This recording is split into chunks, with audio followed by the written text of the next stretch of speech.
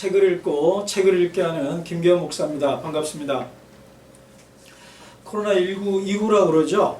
우리는 코로나 이전으로 되돌아갈 수 없다. 그런 무시무시한 말을 듣고 있는데요. 저는 딱히 동의하고 싶지는 않습니다. 하지만 코로나 이후 우리가 이전에는 안 하던 일들을 해야 되고 하고 있는 것 같습니다. 그게 바로 온라인으로서 저자의 만남, 북토크를 하는 것입니다. 그래서 오늘 첫 번째로 로고스원이 준비한 온라인 북토크는 우리 로고스원 출신이자 이번에 아주 따끈따끈한 새로운 책을 내신 분을 여러분과 함께 만나서 대화를 나누려고 합니다. 제가 그 저자를 좀 소개해 드릴까요? 내 강의실에 들어온 학생이었으나 어느덧 친구가 되고 인격과 사역에 관한 한 내 스승이 된 사람이 김유복 목사다.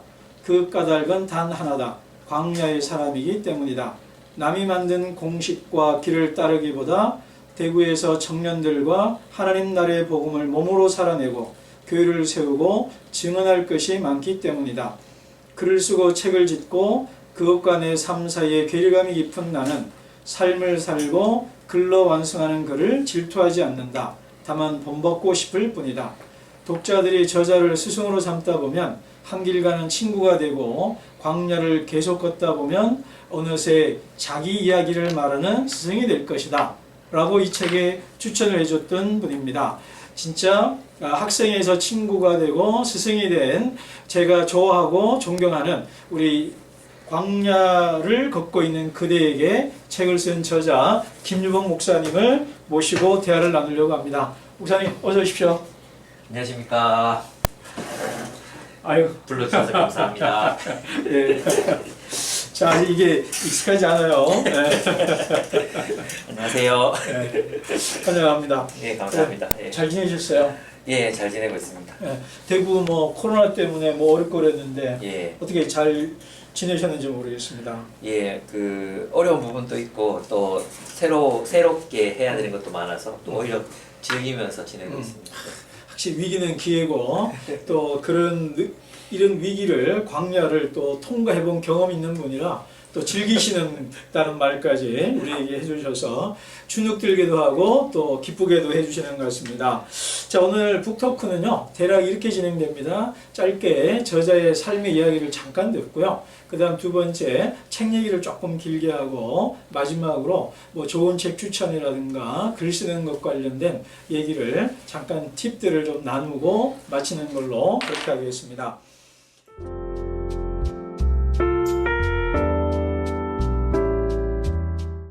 자, 여러분, 제가요 이런 질문 제일 먼저 하고 싶어요. 본인이 생각하는 본인은 어떤 사람입니다. 그러니까 지금 우리 김유복 목사님이 어떤 분인지 소개를 해야 되는데 예, 내가 생각하는 나 어떤 사람입니까? 예, 참 한계가 많아서 이거요. 한계가 많다. 예, 허접하고 예, 부족함이 많지만 이제 되고 싶은 모습은 예, 꾸준히 성장하는 사람이 되고 싶고 또 성경에서 또 모델을 찾는다면 목사, 또 선교사, 또 제자로서 이제 그런 모습의 사람이 되고 싶습니다. 네.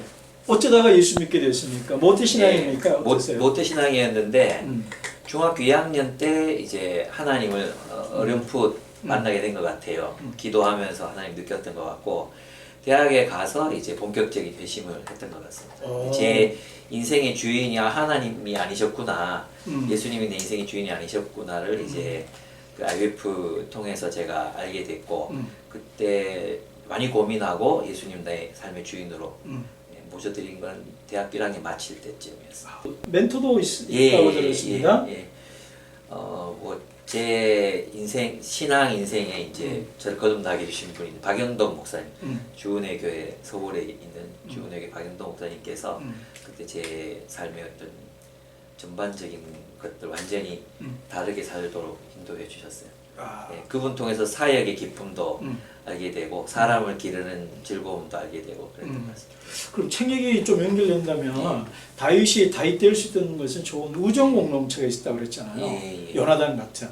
굳이 말한다면 뭐 목사님에게 그런 요나단 같은 우정 공동체가 되어준 것이 IVF고 처음엔 IVF였고 그러면서도 또 그 당시는 또 박영등 목사님이라는 멘토 우정 공동체 대장이 있었고 지금은 예. 어떤 우정 공동체가 있습니까? 지금은 저희 교회에 함께 사역하는 동력자들 음. 그리고 리더들 아마 서로가 서로에게 이제 그런 스승이 되고 또 제자가 되고 그런 관계인 것 같아요. 아마 교회 이름을 궁금해하는 사람이 있을 텐데. 예. 교회 이름이 이제 기쁨의 교회입니다. 예. 그럼 왜 기쁨의 교회입니까? 여러 가지 이름을 생각하다가 예. 하나님 안에서 기뻐하면서 살아가는 공동체였으면 좋겠다. 교회가 그리고 와서 함께 서로를 기뻐하고 하나님 기뻐하고 또 세상을 기쁘게 하는 그런 공동체가 되면 좋겠다. 그런 마음이에요. 근데 예수 믿고 그냥 뭐 원래 뭐 계획에 있던 거 있거나 취업하고 그러면 될 텐데 어쩌다가 예수 믿게 돼가지고 어쩌다가 간사까지 됐습니까? 예. 그 공동체를 섬길 사람이 없었어요. 그래서 이제 제가 남으면 좀 더 나은 상황이 되고 제가 없으면 그동안 해오던 게 조금 약해질 수 있는 이런 상황이어서 이제 남으려고 결정을 했는데 오히려 그 남기로 결정하면서 이제 이 일이 정말 중요하고 즐거운 일이구나. 만약 남은 인생을 캠퍼스에 있는 젊은이들과 함께 갈 수 있다면 진짜 행복하겠다 그런 생각이 들었었어요. 근데 사실 그게 지금도 우리 예. 뭐 선교단체도 그렇고 NGO단체도 그렇지만 가난한 길이잖아요. 네네. 또 인정을 못 받고 예. 그리고 오늘 책 제목에 연결되는 광야인데 예. 그게 뭐가 그렇게 재밌고 즐겁습니까? 그 사역을 뭐 젊은 나이 때부터 하면서 즐거움이 있었던 것 같아요. 가난해도 이렇게 살 수 있으면 정말 행복하겠다. 이 삶을 누군가가 뺏어 간다고 생각하면 절대 양보할 수 없는 그러니까 뭐 돈을 주고도 살 수 없는 행복감이 저한테 있었어요. 그러면 왜 선교단체를 안 하고 교회를 하게 됐습니까? 네. 처음 간사 생활을 시작할 때는 이 뼈를 묻겠다. 내가 죽으면 뼈를 기도의 장소에 뿌려라. 진짜? 진짜 그렇게 말도 그때 얘기했거든요. 근데 그게 민폐겠더라고요. 그렇지, 알아서 나가줘야지. 예, 맞아요. 뭘 남 보고 뼈 뿌리라고 그래. 캠퍼스 젊은 사람들이 남는 게 필요했던 것 같고 또 이 캠퍼스 선교단체나 청년 사역을 이해하는 교회들이 필요하다. 그런 생각이 그때 굉장히 강력하게 많이 들었었어요. 그래서 이제 교회를 해야 되겠다. 청년들이 졸업하고 교회를 정착하지 못하고 계속 방황하고 이런 친구들이 너무 많았거든요. 그래서 이제 저 젊은이들을 담아낼 수 있는 새로운 교회가 필요하다. 그런 생각에서 시작했었어요. 그러니까 이 책도 그렇지만 청년들에게 희망이 되어줄 수 있는 네. 교회.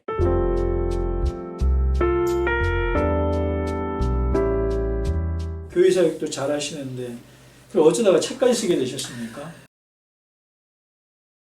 원래는 예. 공부가 너무 하고 싶었어요. 공부를요? 예. 그냥 박사학위를 할까? 뭐 이렇게 그러던 시기가 있었는데 그때 마침 김기현 목사님 만나서 책을 써라. 예, 학위가 무슨 필요가 있느냐. 그때 설득당했죠. 그래서 이제 제가 재능이 있을지도 모르겠고 확인을 해봐야 되는데 그때 부산에서 로고스서 이제 4기가 있을 때 이제 가서 한번 글을 써보자. 그래서 제가 이제 그때 부탁을 드렸죠. 이제 저는 제 글을 쓸 테니까 한번 1년 동안 같이 하고 싶다. 그래서 이제 글을 썼고 또 원고를 출판사에 보냈는데 또 받아들여졌고 그래서 이제 쓰게 됐어요. 그래서 나온 책이 바로 맞습니다. 이 책입니다. 네. 깨어지는 세상, 희망의 복음. 네네. 깨어지는 세상, 또 광야? 이게 약간은 부정적인 언어일 수 있잖아요. 네네. 그런 단어가 책 제목에 공교롭게 연결돼 있거든요. 예. 혹시 뭐 본인이 그런 것에 관심이 있는 건가요? 아니면 우연일까요? 뭐. 저는 이제 복음이라는 것이 깨어진 하나님을 떠났기 때문에 깨어진 세상 속에 창조되는 새로운 세계, 하나님의 새로운 세계, 그것을 보여주고 또 살아내는 것이 복음이라고 생각하거든요. 그래서 복음은 깨어진 세상의 희망이 되어야 하고 그런 의미에서 이제 교회 공동체가 자체가 복음이 되어야 하고 그 광야는 바로 그 복음의 공동체 다시 말하면 하나님의 은혜가 작동하고 지배하는 공동체가 세워지는 장소가 바로 광야라고 봤어요. 이 신구약 성경 보면 광야를 걷는 사람들을 맞습니다. 굳이 예. 다윗만 아니잖아요. 맞습니다. 예. 뭐 가장 비근하게 되면 아브라함부터 해서 예. 하고 또 더 대표적인 모세도 있고 예, 예. 뭐 더 내려오면 뭐 여러 사람들 다니엘도 있고 예, 뭐 여럿이 있단 있고, 예, 말입니다. 예. 근데 그 많은 사람들 중에 왜 다윗입니까? 예. 다윗이 일단 청년이었고, 예, 청년이었고. 그래서 예, 청년이었고, 음. 또 실제로 다윗은 광야에서 살아남아야 했고, 예, 그런 면들이 이제 오늘날 그 광야 같은 오늘 자본주의 세상에서 이 느끼는 청년들의 마음이 내가 정말 사막 한가운데 홀로 떨어져 있다는 느낌, 버림받았다는 느낌, 버림받았다는 느낌. 소망이 없다는 어떤 느낌, 또 언제 끝날지 모르겠다는 그런 느낌 속에 살아가거든요.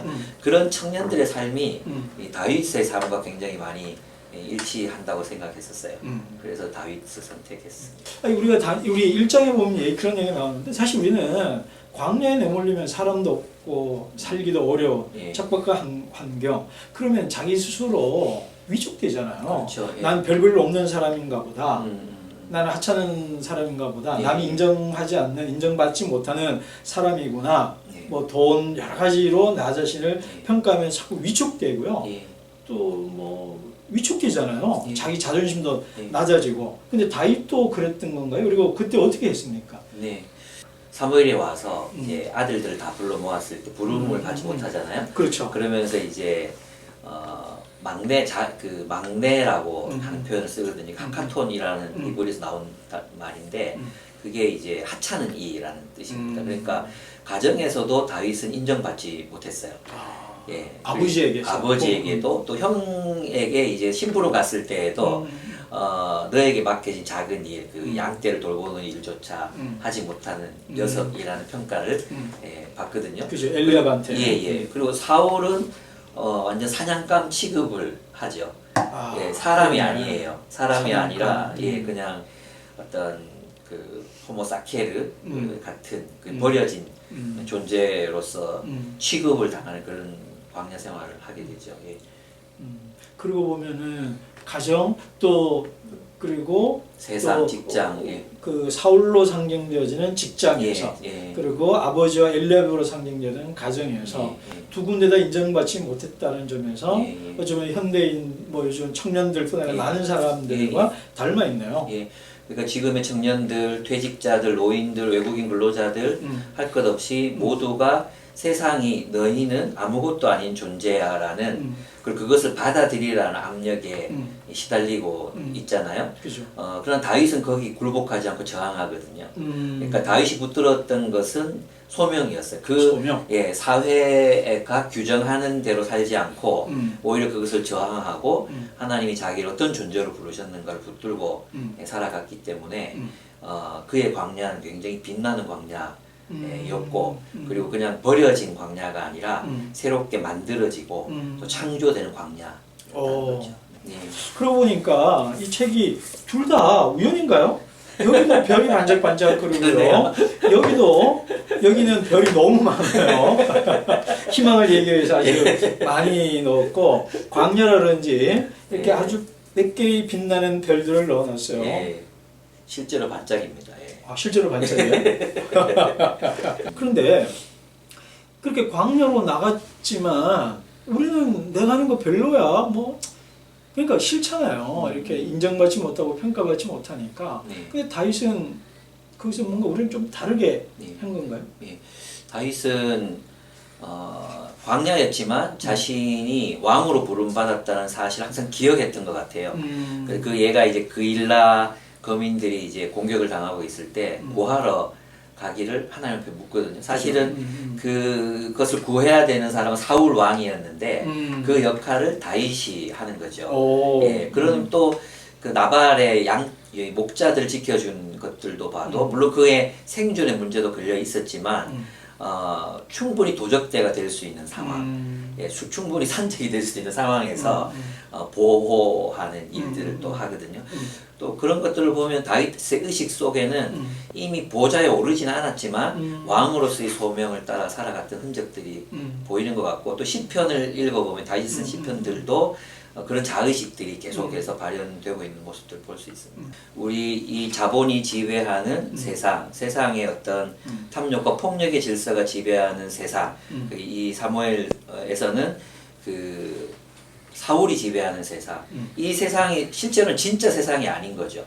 가짜죠. 하나님께서 원래 의도하신 세상이 아니기 때문에 이 여기에서 이 자리매김으로 자기 자신을 판단하려는, 또는 자기 자신을 비하하려는 모든 시도들을 극복하고 하나님의 나라, 하나님이 만드신 새로운 창조의 공간 속에서 자신이 누구인가를 발견하고 또 그것을 개발해 나가면 오히려 거기에서 새로운 기회가 창출되고 새로운 모습의 자신으로 살아갈 수 있다. 그래서 세상의 어떤 지위나 세상의 직업이나 이런 것들로 자신을 규정하려고 하지 말고 하나님이 당신을 무엇으로 부르셨는가, 하나님이 당신을 무엇으로 만드셨는가, 그것이 중요하다고 생각했어요. 근데 1장에서는 내 자신에 대한 소명 부분이었다면 네. 2장은 조금 확장되는 느낌? 예. 그냥 나 하나 구원받고 뭐 건강한 삶을 사는 것, 네네. 내 소명 발견하는 네. 것을 뭐 넘어서서 또는 네. 확장시켜서 공동체 얘기를 예. 하셨잖아요. 예. 그건 어떻게 연결되고 무슨 뜻입니까? 예, 그러니까 다윗이 왕으로 부름받은 것이 혼자 광야에서 왕처럼 잘 살아라는 게 아니라 실제로 하나님께서 이스라엘을 부르실 때의 소명, 너는 여호와의 도를 지켜 의와 공도를 행하는 백성이 되라. 바로 그 소명, 그 소명은 다윗뿐만 아니라 모든 하나님의 백성들에게 주어진 소명이기 때문에 그래서 하나님 나라의 공동체를 세우는 삶, 이것이 우리 모두의 소명이다. 그럼 우리는 그것을 위해서 어떻게 살아가야 하는가? 세상에 저항할 뿐만 아니라 그 세상에 대안이 되는 세상을 우리가 만들어내야 되는데 그것을 우리가 어떻게 감당할 것인가? 예, 그게 우리의 근본적인 소명이라는 것이죠. 예. 그리고 그것은 광야, 그러니까 출애굽 백성이 광야를 통과하면서 공동체가 된 것처럼 다윗도 광야에서 새로운 공동체를 실제로 만들었고 그것이 이스라엘 건국의 핵심 세력이 되는 거잖아요. 근데 다윗을 얘기하기 위해서 항상 다윗만 얘기할 수 없는 것이 사울을 얘기 안 할 수가 없잖아요. 그러면 똑같이 왕이 한 사람은 이미 왕이고 앞으로 왕이 될 사람 사이 갈등 속에서 다윗도 불안했고 사울도 불안했던 것 같아요. 다윗은 하나님의 소명에 쫓아가는 삶이었다. 그럼 사울은 뭐가 문제였을까요? 예, 사울의 우리 모두의 문제이기도 한데요. 사울은 궁극적으로 하나님에 대한 신뢰가 없었어요. 하나님의 신뢰가 없었기 때문에 사람들이 자신의 왕위를 지켜줄 것이다. 그래서 사람들이 인정에 굉장히 목말라 했고 또 사람들이 자신을 왕으로 인정하지 않으면 왕이 될 수 없을 거라고 믿었던 거죠. 그래서 사람들의 평가에 그렇게 기댈 수밖에 없었고 또 사람들은 늘 가변적이니까 이제 흔들릴 수밖에 없었지만 다윗을 보면 심지어 자신이 타락한 상황 속에서도 하나님이 자신을 사랑한다고 믿어요. 정말 신기하게도 하나님은 내 편이고 하나님만이 자신의 피난처라는 고백을 끊임없이 하거든요. 저는 그 하나님에 대한 신뢰, 이걸 하나님의 사랑을 신뢰하는 믿음, 그 믿음이 다윗이 광야를 이기게 한 힘이 아니었을까 생각이 듭니다. 그렇군요. 근데 그 얘기를 하면서 그러니까 불안이 아니라 소명을 따라 사는 삶을 얘기하면서 좀 사모님 얘기 간증이 있더라고요. 91, 92쪽에 있습니다. 사모님 이야기 어떻게 소명을 했는지 좀 들려주시면 좋을 것 같습니다. 예, 그 교회를 개척할 때 저게 대학생 10여 명밖에 없었거든요. 시작할 때요? 예. 그래서 생활이 어렵잖아요. 그래서 아내가 이제 일을 찾았어요. 나쁜 아빠입니다. 맞습니다. 아내가 일을 찾았는데 그 일터에 가서 일을 할 때 정말 하나님께서 나를 여기 왜 보내셨는가 그런 생각 속에서 일을 했던 것 같아요. 그래서 일찍 가서 청소도 하고 뭐 여러 가지 그런 섬기고 사랑하고 그랬는데 직원들이 모이면 늘 사장 욕을 하잖아요. 이제 그런데 끼지 않고 하니까 이제 왕따가 됐어요. 또 사장님이 또 나이가 좀 있으니까 늘 불러서 직원들 욕을 해요. 그럼 또 직원들 변호해주고 그리고 좀 먼 거리 막 버스를 2번 그때 저희 차가 없었는데 2번, 3번 이렇게 갈아타고 방문 수업을 해야 되거든요. 아무도 안 갈라 그래요. 근데 이제 아내가 자원해서 가고 그렇게 하면서 사람들의 마음을 얻었어요. 마음을 얻고 또 그들과 함께 성경 공부도 하게 되고 그랬던 것 같아요. 예. 이런 살아있는 얘기 이 책에 많습니다. 그렇게 이런 얘기 들은 김에 우리 저자의 목소리를 직접 본인이 한 문장을 골라서 읽어보고요. 그 글을 읽고 또 잠깐 또 대화를 좀 해보면 좋을 것 같습니다. 네. 저자가 가장 읽고 싶은 또 좋아하는 한 단락 좀 읽어주실래요? 네. 그리스도인은 메시아 예수를 따라 광야에 정의의 나무를 심고 평화의 숲을 가꾸는 사람이다. 그가 가꾼 숲은 물된 동산 같고 마르지 않는 샘이 끊임없이 솟아오른다. 그 숲에는 새들이 와서 깃들이고 가지에 앉아 지저귀며 들짐승들이 와서 목을 죽인다. 황폐하던 광야에는 사람들이 함께 모여 노래하고 사랑의 춤을 춘다. 그리스도인은 정의와 공의의 빛이 숲을 비추고 평화와 풍요의 공기를 마음껏 들이마시면서 하는 그날 하나님 나라를 꿈꾼다. 그리스도인은 광야에서 꿈을 꾼다. 이 책에서 자주 상상력 얘기를 하잖아요. 예. 우리는 세상에 높아만져야 되고 많이 벌어야 되고 커져야 되면은 훌륭한 사람이 생각하는데 오히려 그러다 보면 이 세상의 노예가 되잖아요. 네. 종이 되고. 네. 근데 저자가 우리 자주 강조하는 것이 상상력을 바꾸라. 예. 그게 또 하나가 골리앗을 이기는 부분이잖아요. 네. 골리앗을 이기게 된 것이 상상력, 뭐 프레임 뭐 이런 얘기가 있었는데 예. 그러면 어떻게 연결됩니까? 다윗이 어떻게 골리앗을 이깁니까?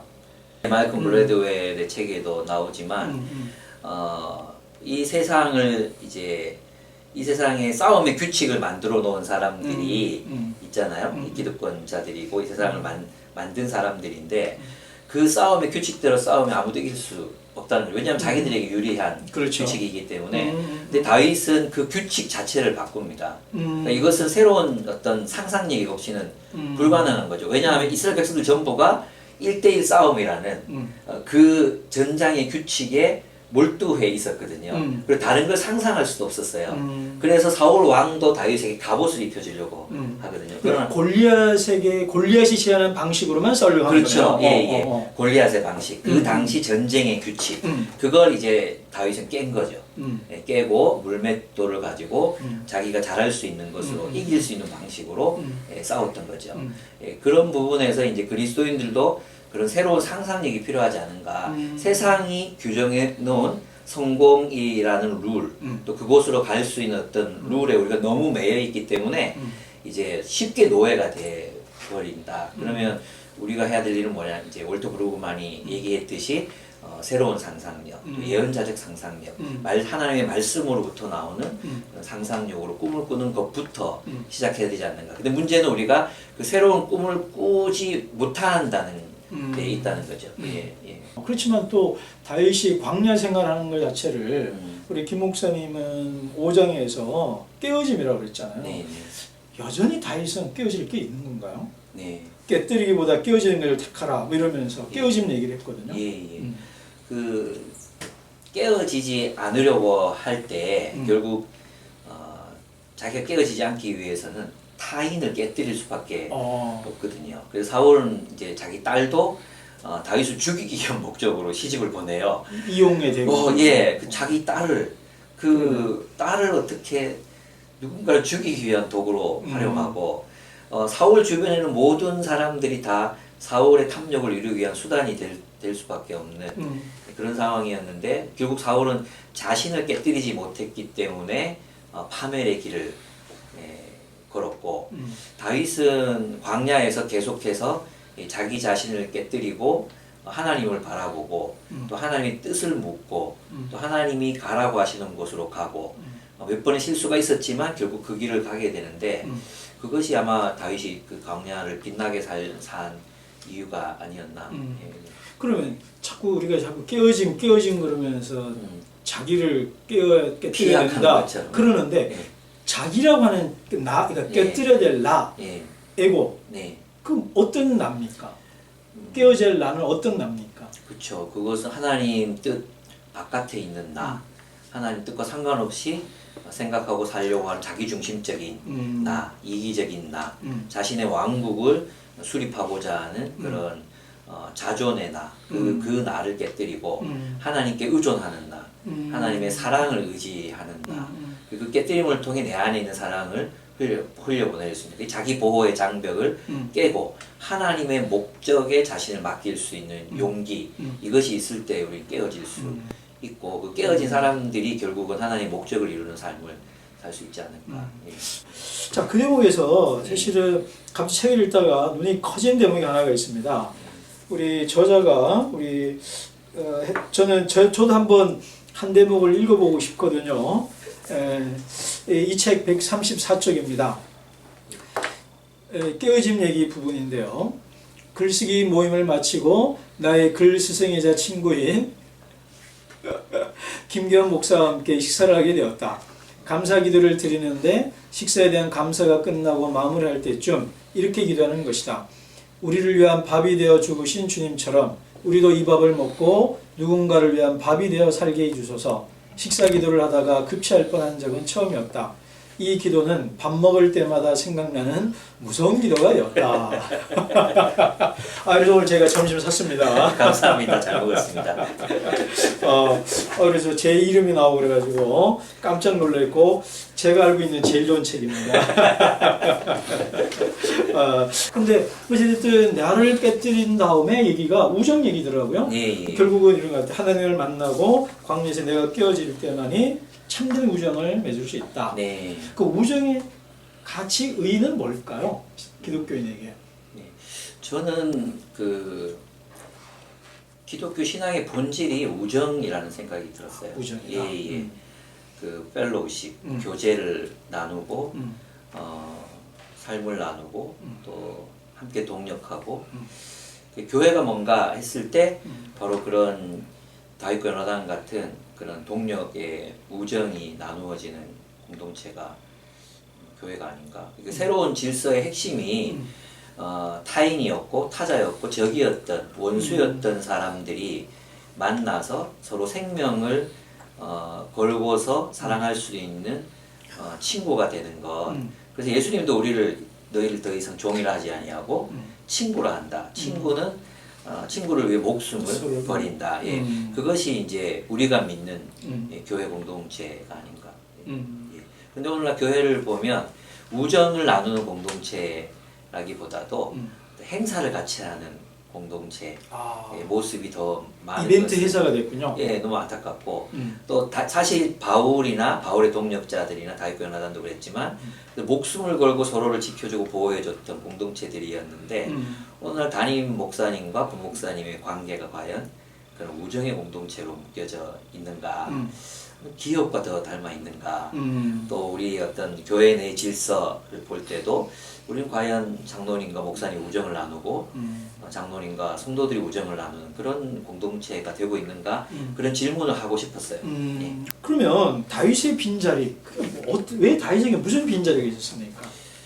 다윗은 왕으로서는 굉장히 유능했던 것 같아요. 그래서 사무엘서의 기자도 그가 정의와 공평으로 이스라엘 다스렸다 이렇게 말하고 있을 정도이기 때문에 유능했는데, 근데 자녀를 대할 때도 보면 암논이 그 이복 동생 다말을 강간했는데도 암논에 대해서 어떤 아버지로서의 교훈을 가르치거나 또 하나님 말씀으로 이렇게 교훈하거나 장면이 없어요. 그리고 암논이나 압살롬이나 그 삶을 보면 그냥 완전 불신자예요. 예, 이방 사람들보다 더 이방 사람 같은, 세상 사람 같은 그런 걸 보면 전혀 가정에서 어떤 영적인 양육, 하나님 말씀으로의 양육, 백성들에게는 시편을 가르쳐서 노래를 부르게 하고 외우게 하고 하나님의 길을 가르쳤는데, 어떻게 자녀들은 굉장히 하나님부터 멀어져 있는 그런 모습들을 볼 수 있습니다. 그래서 암논을 대할 때도 보면 꼭 그 대항이 버거웠던 요압을 대하는 것처럼 정치적으로 대하고,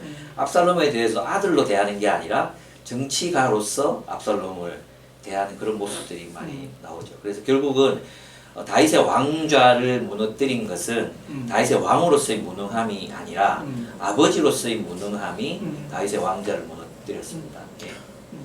우리 교회를 무너지게 하는 것은 교회가 어떤 사역을 뭐 안 하고 있거나 또 못 하고 있고 이런 게 아니라 결국 그 아버지들의 빈자리, 가정에서의 빈자리, 일상에서의 빈자리, 그 빈자리들이 결국 한국 교회를 무너뜨리고 있는 게 아닌가 이런 생각이 들었어요.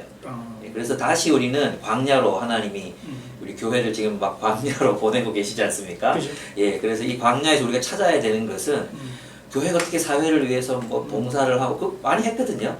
그게 아니라 우리의 빈자리가 어디였는가, 우리의 빈자리가 어디였고 그 빈자리에서 우리는 어떻게 하나님의 그 부르심을 따라서 살아갈 수 있을까를 고민해야 되지 않을까. 저는 결국 한국 교회 문제도 가정에서 2세들을 하나님의 사람으로 기르지 못하는 데서 오는 실패가 아닌가. 이제 뭐 전파와 전수 그러는데 이 전파도 되어야 하지만 신앙의 전수가 가정에서 일어나지 않았던 거죠. 모든 걸 다 목회자들의 이름에 놓고 아버지가 자녀들을 하나님 말씀을 가르치는 일에 실패했다. 그 자리를 찾아야 된다. 이런 생각이 듭니다. 그러면 집에서 네. 어떤 아버지이십니까? 네. 그 질문이 나올까 봐 두려웠습니다. 혹시 또 그 질문을 저한테 던질까봐 불안해하고 있습니다. 예,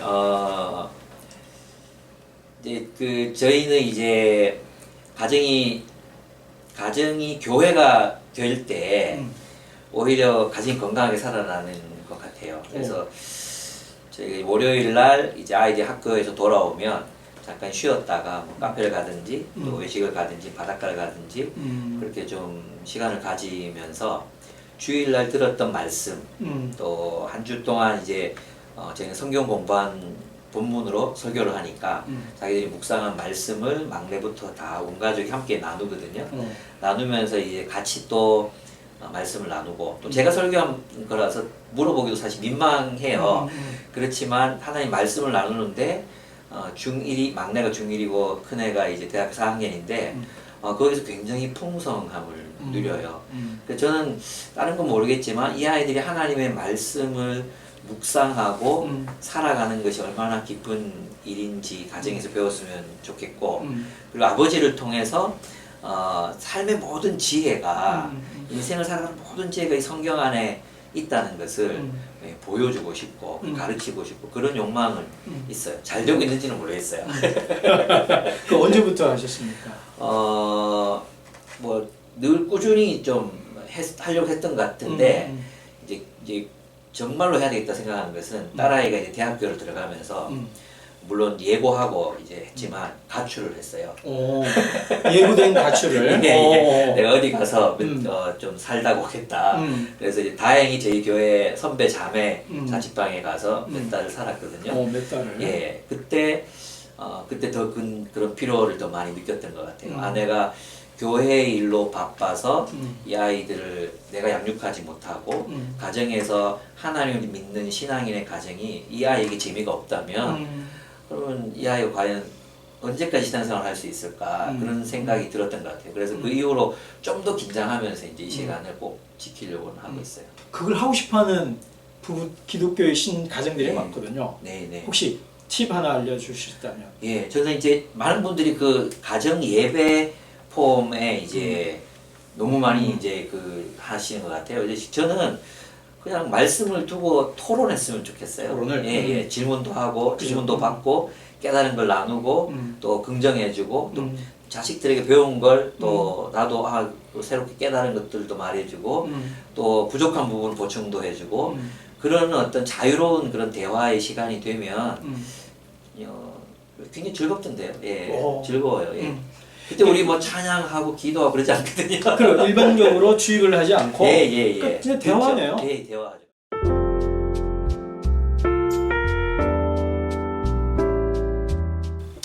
이 책 읽으면서 가장 많이 참조했다든가 또 기억나는 책이 하나가 있다면요. 예, 그 월터 브루그만 예언자적 상상력과 스탠리 하우어스의 하나님의 나그네된 백성. 야, 그 두 권을. 예. 읽고 상관없이 최근 읽어둔 책이든 아니면 이런 책 한번 꼭 좀 읽어보시면 좋겠다 하고 예. 소개할 만한 책이 하나 있다. 제가 아까 그 두 권의 책을 소개드리고 싶었고요. 오. 그리고 그 모든 바탕이 성경 묵상이 있기 음. 때문에 이건 정말 그냥 하는 얘기가 아니라 모든 사람을 위한 성경 묵상법. 이 책은 모든 성도들이 다 읽고 하나님의 말씀과 친하게 됐으면 좋겠어요. 그리고 이 말씀을 좀 요리할 줄 알았으면 좋겠어요. 제가 집에서 요즘엔 요리도 하거든요. 오. 요리를 이렇게 하면 재밌어요. 즐겁고. 야, 그래요? 예. 근데 성경을 읽고 그냥 굉장히 맛없는 요리로 만들어서 성경은 재미없는 책이야. 이렇게 만들어버린 가정이 너무 많고 그죠. 그런 아버지들이 너무 많아요. 그죠. 그런데 이 말씀을 요리하는 법을 그 책이 저는 잘 말해주고 있다. 아, 그 책이 이제 두 번째 첫 책, 두 번째 책 나왔잖아요. 예. 그러면 또 세 번째 책을 예. 준비할 것 같은데요. 혹시 어떤 책을 준비하고 있습니까? 예, 그 코로나 기간 동안에 이제 전도서 코로나가 오기 전에 전도서를 시작했어요, 설교를. 근데 이제 코로나 기간에 온라인으로 이제 전도서를 할 수밖에 없었는데 전도서를 할 때 정말 저희 교회가 굉장히 즐거웠어요. 오. 예, 그래서 코로나 기간을 아주 해피하게 기쁘게 보낼 수 있었던 고백이 많았고 그리고 많은 분들이 저에게 이거 꼭 책으로 내달라 그렇게 얘기해가지고 한번 써볼까? 고대로부터 온 뭐 지혜 뭐 이런 전도서를. 많이 고대로부터 온 청년을 위한 지혜 뭐 하여튼 뭐 그런 비슷한 제목으로 한번 써볼까? 그러면 그래도 이제 교회 활동이나 뭐 앞으로 또 사역 계획이나 좀 예. 집중하고 싶다 이런 거 있으면 예. 마지막으로 좀. 네, 저희 교회가 그 동안에는 이제 그 선교, 이 밖으로 복음을 전하는 일에 많이 집중해 왔거든요. 근데 이제 이 성도들이 결혼하고 아기도 낳고 아이들 숫자가 많아지고 그러면서 이제 아이들의 교육에 대한 니드가 굉장히 커졌어요. 그래서 지금은 이제 어떻게 하면 교회가 아이들을 그냥 모든 일상의 삶에서 어떻게 그리스도인답게 길러낼 수 있을까 그런 고민 중이고 공동육아, 홈스쿨링, 또 방과 후 교실, 인문학 교실 이런 것들을 통해서 우리 교회에 있는 아이들을 좀 하나님 사람을 키우는 데 조금 더 집중하려고 지금 계획하고 지금 오늘도 아마 논의하고 있을 것 같습니다. 네, 저는 그 새로운 세계를 창조하는 것이 바로 우리 그리스도인의 참 복된 사명이라는 생각을 합니다. 그래서 이제 여기도 보면 사실 이 제목이 하나님 나라를 창조하라. 이 제목이 이 신학적으로 딱 맞는 얘기는 아니거든요. 사실 하나님의 나라는 오는 것이고 그죠? 임하는 것이고 우리가 들어가는 것인데 그래서 이 제목은 사실은 이제 출판사에서 이 부제를 적었어요. 그래서 처음에는 이게 좀 아는 분들한테는 비판 받을 수 있겠다 이런 생각을 했어요. 근데 또 가만히 생각해 보니까 그러면 이 도래한 하나님의 통치를 우리가 살아내므로 현실로 만들지 않는다면 하나님 나라가 그럼 어디에 있겠는가 이런 생각이 들었어요. 그래서 어떻게든 우리는 하나님의 통치를 우리의 교회의 삶, 또 일상의 삶, 사업 모든 교회의 삶이라는 게 그냥 세상의 삶이 있고 교회의 삶이 있는 게 아니라 교회로서 이 세계를 살아가는 교회로서 이 하나님이 창조하신 이 세계를 살아가는 것 그것이 우리 그리스도인의 정말 복된 사명이다. 그렇다면 교회로서 살아갈 때 우리는 새로운 질서들을 우리의 모든 삶의 교육, 학문, 또 무슨 우리의 기업 모든 곳에 좀 창조해낼 수 있지 않을까 그런 생각이 들어요. 자, 오늘 북토크 좀 마무리하려고 하고요. 다음번 북토크는요, 우리 영상으로서 북토크는 우리 소년 재판의 아버지라고도 하는 호통 판사를 알려진 천정호 판사님과 우리 또 북토크를 준비하고 있고요. 기대해 주시면 좋겠습니다. 자, 광야의 길을 걷고 있는 여러분들의 버시어 동료요, 선배님, 또 앞서 걷고 있는 김유국 목사님과의 북토크 얘기까지 하고 마치도록 하겠습니다. 목사님, 감사합니다. 고맙습니다. 네, 네, 즐거웠습니다. 감사합니다.